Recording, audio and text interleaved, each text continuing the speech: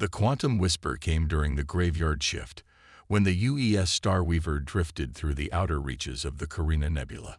Commander Elena Torres had been studying the swirling purple gases outside her viewport, fighting the familiar ache of isolation that came with deep space exploration, when every display on the bridge flickered simultaneously.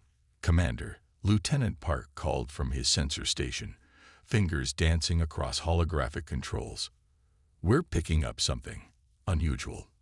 His voice carried the careful neutrality of someone who'd learned to be cautious with certainty out here at the edge of known space. Torres crossed the bridge in 4 quick strides, her magnetic boots clicking against the metal deck. The sensor readouts made no sense. Quantum fluctuations that somehow maintained perfect coherence, energy patterns that repeated with impossible precision. "Source. That's the strange part," Park replied, adjusting the scan parameters. "It's coming from sector 447, but there's nothing out there. At least, nothing our conventional sensors can detect." Torres felt the familiar tingle of anticipation at the base of her skull, where her neural interface connected. 15 years of deep space exploration had taught her to trust that feeling. "Kai, what do you think?" The ship's AI materialized as a hologram beside her, a tall figure with shifting geometric patterns for a face. "The signal contains embedded data structures unlike anything in our databases. But there's something else." Kai paused, his pattern swirling with uncertainty. "It feels deliberate, like a message specifically designed for human neural architecture." Torres raised an eyebrow. "Designed for humans? Out here?" Before Kai could respond, the signal changed. The bridge displays erupted with cascading symbols, and Torres' neural interface burned with sudden activity. Images flooded her mind, a vast ship of living crystal, a species of beings composed of light and thought, a darkness spreading between the stars that consumed everything it touched. But more than images, there was emotion, desperate and raw. Fear, hope, pleading. "All hands," Torres called, her voice steady despite the alien memories still echoing in her mind. "Battle stations, not because we're looking for a fight, but because whatever we're about to find, we need to be ready." The Starweaver's crew of 60 responded with practiced efficiency. Torres felt the ship come alive around her as systems powered up. Shields hummed to full strength, and every department reported ready. She'd handpicked this crew for their combination of technical brilliance and adaptability. Out here, those qualities often meant the difference between discovery and disaster. "Commander," Dr. Sarah Chen called from the science station, her voice tight with excitement. "I've managed to triangulate the signal's origin. There's definitely something there, but it's phase-shifted somehow, operating just slightly out of sync with normal spacetime." Torres nodded. "Can we compensate?" "I think so.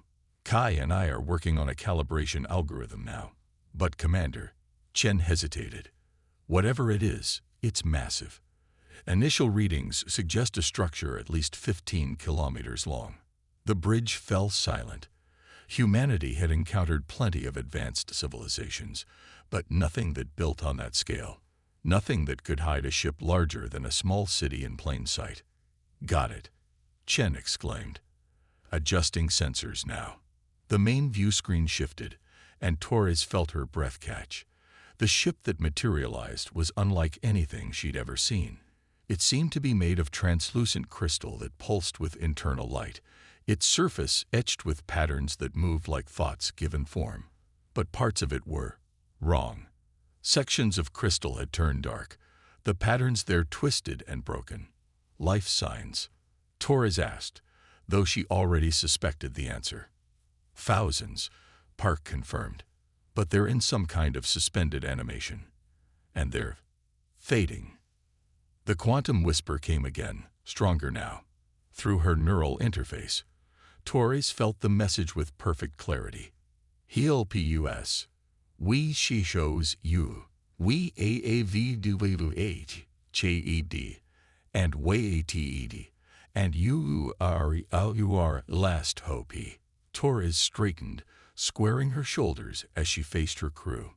She saw the same mix of excitement and apprehension on their faces that she felt herself. This was why they'd joined the exploration service, not just to find new life, but to make a difference when they did. "Well," she said, allowing herself a small smile, "it seems we've been invited to a first contact situation. Lieutenant Park, bring us alongside. Minimal power to avoid disrupting their phase shift." "Dr. Chen, I want every scrap of data you can gather about their technological state and current condition. Kai, prepare our first contact protocols, but be ready to improvise. Something tells me this isn't going to be a standard meeting." As the Starweaver moved closer to the crystal vessel, Torres studied its broken patterns, its failing lights. Whatever had happened to this ship and its people, it was clear they were running out of time. But if they thought humanity was their last hope, they were about to learn why. After all, impossible situations were what humans did best. The quantum whisper faded, replaced by a deeper silence that seemed to echo with possibility. Torres felt the weight of command settle on her shoulders, along with something else. The sense that they were about to step into events that would change not just two species, but the very nature of life in this corner of the galaxy. Ready or not, she whispered to herself, "Here we come." The boarding party assembled in the Starweaver's main airlock, their environmental suits gleaming under the emergency lights. Commander Torres checked her team one final time. Dr. Chen with her suite of analytical tools, Lieutenant Park carrying portable quantum sensors, and Chief Engineer Maya Rodriguez, whose intuitive understanding of exotic technology had saved their lives more than once. "Remember," Torres said, adjusting her neural interface's sensitivity, "we're dealing with technology far beyond our current understanding. Everything you touch, every step you take, treat it all as potentially reactive. This ship isn't just alive, it's conscious." The connection between the ships defied standard docking procedures. Instead of mechanical seals and pressurized tubes, a crystalline pathway grew between the vessels, forming a perfect seal that adapted to the Starweaver's airlock specifications. "Well," Rodriguez muttered, "that's new." They crossed the threshold into the alien vessel, and Torres immediately understood why their sensors had struggled to detect it. The interior seemed to exist in multiple phases simultaneously. Solid crystal one moment, flowing energy the next. Their suit lights caught fragments of reflection that echoed away into impossible depths. "This is remarkable," Dr. Chen breathed, her sensors whirring. "The entire structure appears to be one interconnected crystalline matrix, but it's not just storing data, it's processing it. The ship itself is one massive quantum computer." The corridor they followed pulsed with soft light, creating patterns that guided them deeper into the vessel. Torres' neural interface translated fragments of information from their surroundings, status reports, system diagnostics, and beneath it all, a constant stream of what felt like dreams. "Commander," Park called out, studying his quantum sensor. "These readings, the ship isn't just storing the resonance in suspended animation. It's maintaining their consciousness. Their minds are integrated into the ship's systems." A holographic interface materialized before them, composed of light and crystalline fragments. It coalesced into a humanoid form that shifted and flowed like liquid starlight. When it spoke, the words formed directly in their minds. "Well, Siom, Chijal Durian of Earth. We are TAAQ Istodian. We maintain TGREAMERs, Umentel de YCNOAK." Torres stepped forward. "We received your distress signal. You said you chose us specifically. Why?" The custodian's form rippled. Obviously, the corridor around them transformed into a vast display, showing images from humanity's history, but not the usual highlights of technological achievement. Instead, they saw examples of human adaptability and unconventional thinking. A tribe surviving in the Arctic using tools made from whalebone. Ancient sailors navigating vast oceans by reading the stars. Modern engineers solving complex problems with elegantly simple solutions. "Your species," The encase differently. The custodian explained. You see patterns we can note. You find paths where we see only walls. What happened to your people? Dr. Chen asked, still recording everything with her instruments. The display shifted, showing a dark wave moving between the stars. Where we come from. Civilization, a deviance along a single path, ever more complex, ever more quntum. We ult your mind is into the HFY brike of reality itself. But something followed us, something that bury a case down, he very forces that hold the reality together. Torres felt a chill as she watched the wave consume entire star systems. The void cascade. Yes, it humanties kavon helix as hui. Devours quntubium qoer and c. We fled, but atfolovos. Now 8 proecgs, and our defenses fail. We see an ot figited. We are two advanced, two quntum. But you, we're too primitive. Rodriguez finished, understanding dawning in her eyes. Our technology isn't advanced enough to be targeted. The void cascade ignores you because you are simple. But your simplicity is your strength. You solve problems without quntum computing. You think without entanglement. You find ways that we can not imagine. Suddenly, alarms pulsed through the ship's crystalline structure. The custodian's form flickered violently. Danger. The cascade approaches faster than predicted. Containment fields failing in CCTRs, CDVN through 12. Torres watched as sections of the living ship began to darken, the beautiful patterns of light turning chaotic before fading entirely. How many survivors are in suspended animation? 2,000. 460 dreamers, the last of our kind. And if we do nothing? The custodian's form stabilized, its light dimming. Extinction. But more than death, the loss of all we were, all we can do. Millions of years of knowledge and experience gone. And war see. The cascade will notice a stop. It will spread, consuming all advanced civilizations it encounters. Torres looked at her team, seeing the same determination in their eyes that she felt. Humanity had never stood by and watched a species die, not when there was even a slight chance of saving them. And if this void cascade truly threatened all advanced life in the galaxy, we'll help, she said firmly. But we'll need to understand exactly what we're dealing with. Show us everything you know about the cascade. And about your systems. We'll find a way. The custodian's form brightened momentarily. Caution. The risk is not only to us. If you fail, the cascade may ADAP to reorganize your neural technology as a threat. That's not a no. Torres replied with a grim smile. Show us what we need to know. Humanity has a pretty good track record with impossible situations.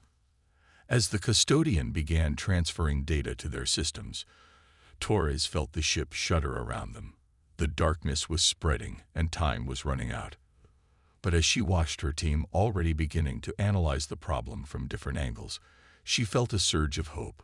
Sometimes the best solutions came from the simplest minds, and humanity was about to show the galaxy just how powerful simplicity could be.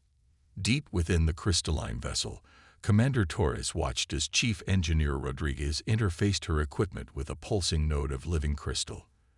The chamber around them thrummed with energy, its walls displaying cascading patterns that reflected the dreams of 12,000 sleeping minds. "Their stasis technology is incredible," Rodriguez muttered, her eyes fixed on her diagnostic display. "They're not just preserved, they're interconnected, sharing experiences, memories, even processing power. The ship isn't just keeping them alive. It's using their combined consciousness to maintain its own systems." Dr. Chen looked up from her analysis of the custodian's data. "That's why they can't fight the void cascade. Their entire civilization is built on quantum entanglement.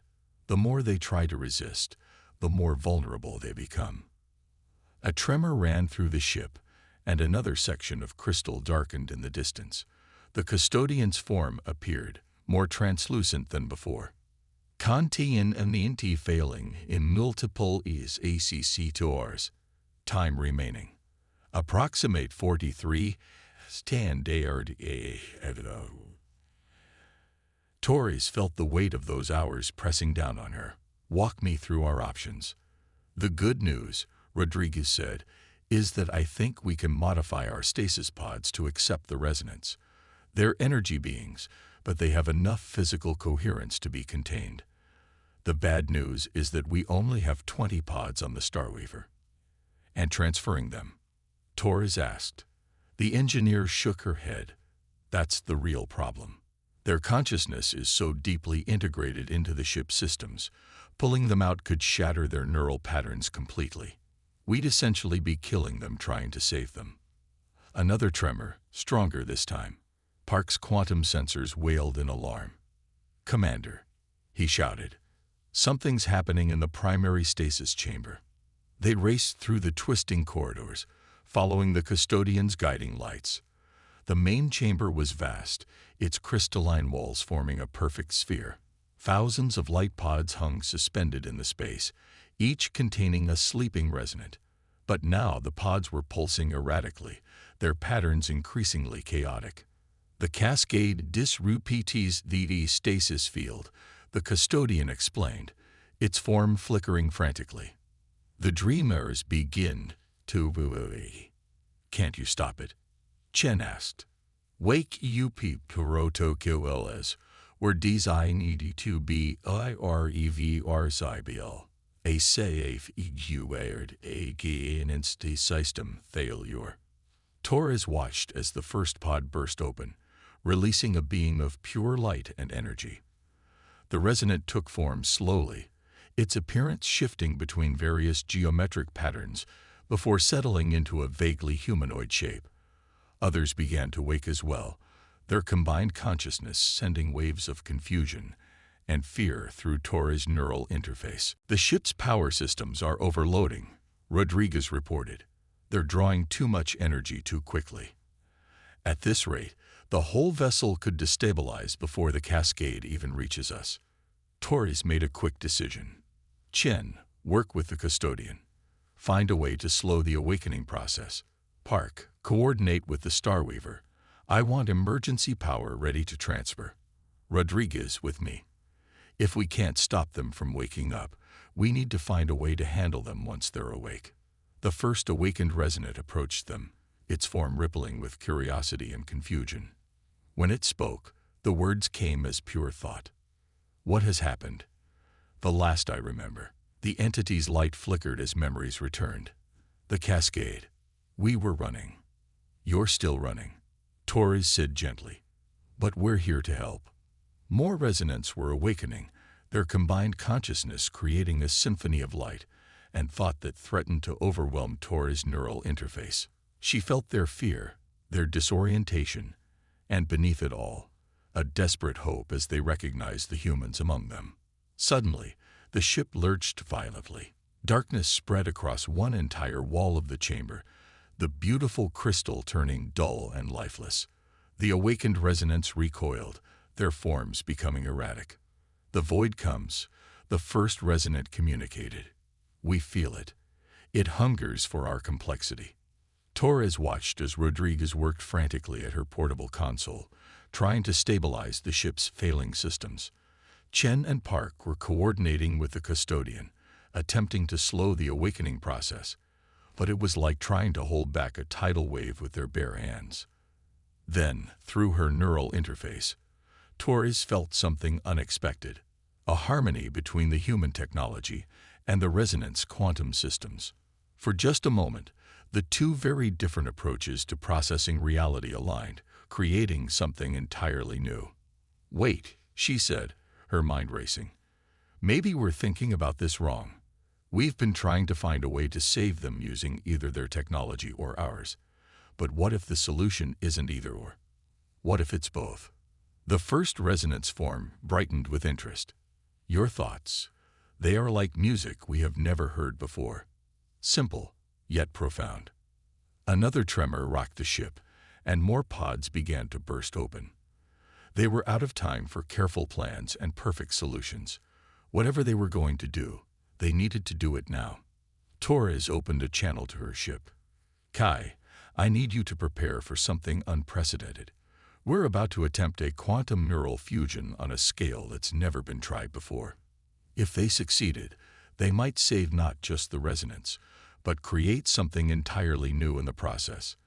If they failed, well, that wasn't an option Torres was willing to consider. Not with 12,000 lives hanging in the balance, and an entity of pure destruction bearing down on them."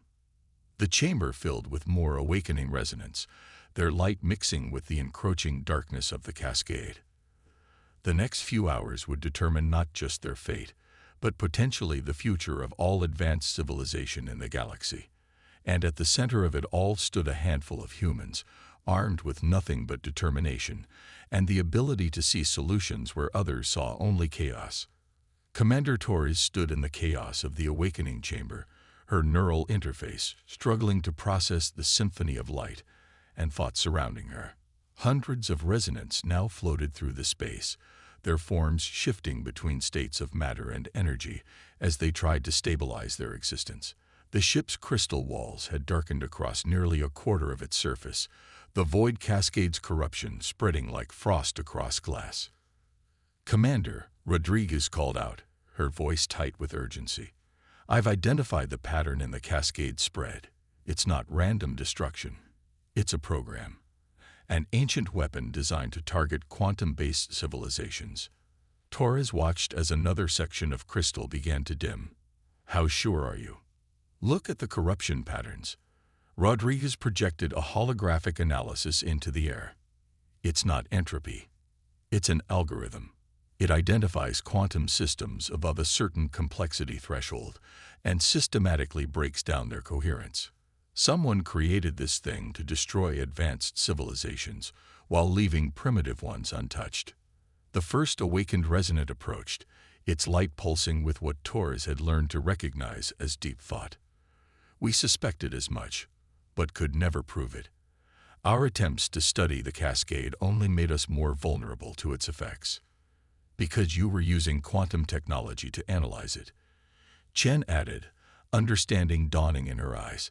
"Every scan, every test just gave it more complexity to latch onto." "Yes," the custodian's voice echoed in their minds as its form materialized beside them. "This is WHY Louis SODUGTU, your primitive technology." "Isn't primitive at all," Torres interrupted, a plan forming in her mind. "It's exactly what we need." "Rodriguez, how long until the cascade reaches the ship's core systems?" "At current spread rates, less than 6 hours. Once it hits the core, the entire quantum matrix will collapse." Torres turned to the gathered resonance, their light casting ever-shifting shadows through the chamber. "We can save you, but you're not going to like how." The first resonant moved closer, its form condensing into something more solidly humanoid. "Tell us. We power down every quantum system on this ship. Transfer your consciousness into our neural storage arrays. Technology so simple the cascade won't recognize it as a threat. Then we use the Starweaver's conventional engines to get us out of here." The chamber erupted with waves of shock and fear from the awakened resonance. Their forms became agitated, sending pulses of light ricocheting off the crystal balls. "Impossible," one thought voice declared. Our consciousness cannot be contained by such primitive systems. Actually, Chen interjected, studying her readings, it can. Your quantum states are complex, yes, but they follow patterns. Patterns we can simplify and encode into basic neural networks. You'll lose some of your processing power, some of your more exotic abilities, but your core consciousness, who you are, we can preserve that. The price would be tremendous, another resonant projected. We would be reduced. You'd be alive, Torres countered. And once we're safe, we can work together to find a way to restore your full capabilities. But right now, we need to choose between preservation and extinction. A violent tremor rocked the ship, and a massive section of crystal wall went dark. The custodian's form flickered dangerously. Core TENNENT at 30 CVN%. Cascading failure imminent. Torres felt the fear spike through her neural interface as the resonance witnessed another piece of their living ship die. But beneath the fear, she sensed something else. Hope. They had watched humanity long enough to know that sometimes the crudest solutions were the most effective. The first resonant approached Torres, its light steady now. Show us how. Rodriguez. Torres called out. Begin converting our neural storage arrays. Strip them down to basic processing only. Nothing quantum, nothing the cascade might recognize. Chen, work with the custodian to map the resonance consciousness patterns. Park, get me a power transfer link to the Starweaver. We're going to need every jewel we can spare. As her crew sprang into action, Torres opened a channel to her ship. Kai, prepare for a full power transfer and the largest data upload we've ever attempted. We're about to find out just how much processing power we can squeeze out of 20th century computer architecture. The next few hours would push both species to their limits. The humans would need to reconstruct their entire understanding of consciousness storage on the fly, while the resonants would have to trust their entire existence to technology they had long since surpassed. But as Torres watched her crew work alongside the awakened resonants, she saw something remarkable happening. The two species were learning from each other with extraordinary speed. Human neural interface technology was being adapted and improved even as it was simplified, while the resonants were discovering new ways to think about consciousness and existence.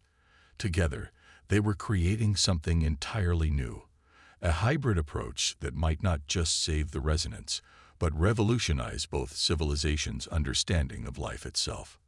Another tremor shook the ship, stronger than before. The darkness was spreading faster now, consuming entire sections in minutes rather than hours. They were running out of time, but Torres felt a fierce pride in what she was witnessing. This was humanity at its best, facing impossible odds with innovation, determination, and the unshakable belief that where there's life, there's hope. The choice had been made. Now they just had to survive long enough to see it through. The living ship died in sections, its crystalline walls darkening like stars going out one by one. In the main chamber, Commander Torres watched the desperate race between salvation and extinction unfold. Hundreds of resonants hovered in concentrated groups, their forms dimming as they compressed their vast quantum consciousness into formats simple enough to be stored in human neural arrays. Power transfer at 80%, Rodriguez reported from her makeshift control station.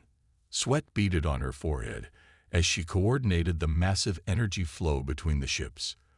The Starweaver's holding steady, but were pushing her backup systems to the limit. Transfer success rate, Torres asked, watching another group of resonants fade into the waiting neural storage units. 93%, Chen answered, her fingers flying over her diagnostic panels. We're losing some of their higher quantum functions, but core consciousness remains intact. They'll survive, Commander. They'll be different, but they'll survive. A massive tremor rocked the chamber. The custodian's form appeared, barely visible now. Void cascade appro incredical so estems. Time remaining. CVNT in minutes. Torres opened her neural link to full capacity, feeling the strain as thousands of minds brushed against her consciousness. Status report on remaining transfers. 8,000 complete. The first resonant communicated, its light flickering with effort. 3,000 in process. 1,417 still waiting. Another section of crystal wall went dark, and Torres felt the ship's pain through her neural interface. The living vessel was sacrificing itself piece by piece, rerouting its failing quantum systems to protect its precious cargo of minds and memories. "We're not going to make it," Park said, checking his quantum sensors. "The cascade's acceleration is exponential now. At this rate, it'll reach the core before we can transfer the last group." Torres felt the wave of fear that rippled through the remaining resonance. After coming so far, after choosing to trust humanity's primitive solution, they would still face extinction. Unless, what if we didn't need to transfer everyone? She asked, an idea forming. What if we could use the neural interface itself as a bridge? Rodriguez looked up sharply. "Commander, if you're suggesting what I think you are." "I am." Torres turned to the gathered resonance. "Your consciousness is quantum. Ours is chemical, electrical, simple enough to slip past the cascade. But our neural interfaces let us connect to quantum systems in small, controlled bursts. What if we linked them all together? Created a living bridge between your quantum state and our physical one?" The implications rippled through the chamber like a shockwave. The resonance light pulsed with rapid calculations and considerations. It would require tremendous mental strain. The first resonant projected. The human mind serving as bridges would be at risk of permanent damage. "That's why I'm not asking my crew," Torres said firmly.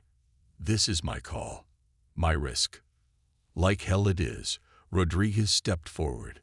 "You'll need at least 3 points of contact to create a stable consciousness bridge." "I'm in." 4 would be better, Chen added, moving to stand beside them. "And I've got the most experience with their consciousness patterns." The ship shuddered violently.